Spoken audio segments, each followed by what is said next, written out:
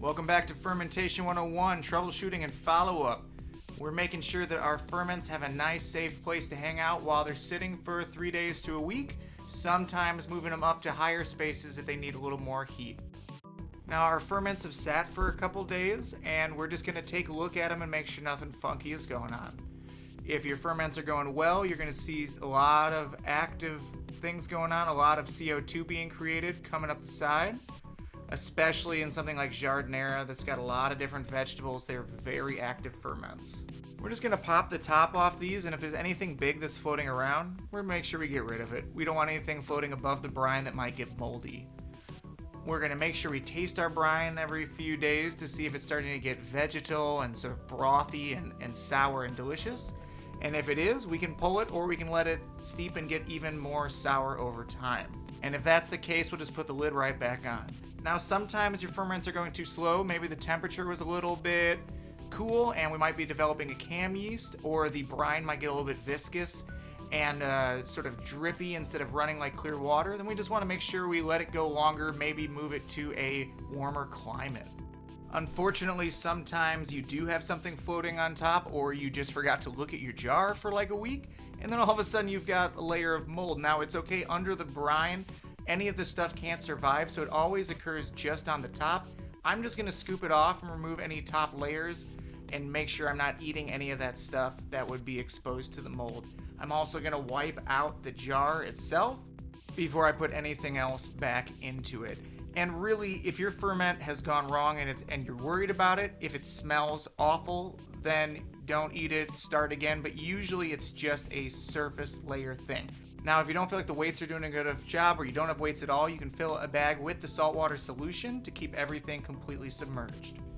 Now, one experiment we had with the extra brine, the extra liquid from the ferment that was so tasty, was to make home pickled eggs. And so I'm going to give it to Claire, because she's going to give you a quick recipe to make perfect steamed eggs, hard-boiled eggs or soft-boiled eggs to go with your ferment. So instead of using a lot of water to cook our eggs, we just put a little bit underneath this basket steamer that we have. It gets going a lot faster than a whole big pot of water, and will be done in 9 minutes for soft, jammy yolks, or 11 minutes, 12 minutes for fully hard-cooked eggs. We like them a little bit runny and jammy, but not enough that it's going to leak out when you cut it.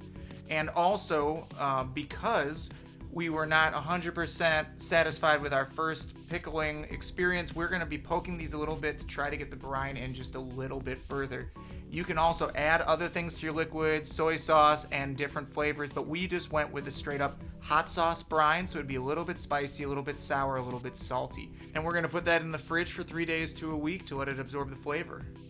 As for a recipe, here I am adding some of that hot sauce brine to a tuna salad I made. Now, you can add brine to a lot of things to brighten up the flavor profile in general. I'm also going to add a couple scoops of the chopped up jardinera that we had.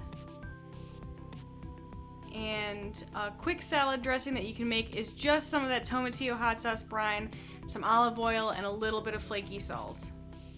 Gonna make an open-faced sandwich with our tuna salad, and we're gonna see the debut of these jammy yolks I was talking about before. This is one that we made with the tomatillo brine. And you can see when we cut it open that we definitely like our yolks on the softer side, but if you like them harder, I would say leave them in the steamer for 11 minutes.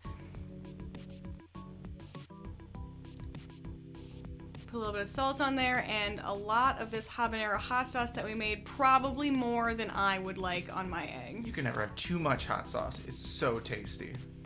And we'll top our tuna salad sandwich with some lettuce salad just for some bright freshness. We hope you enjoy experimenting with brine at home. Keep an eye on your ferments and let me know if you have any questions. Thanks for hanging with us.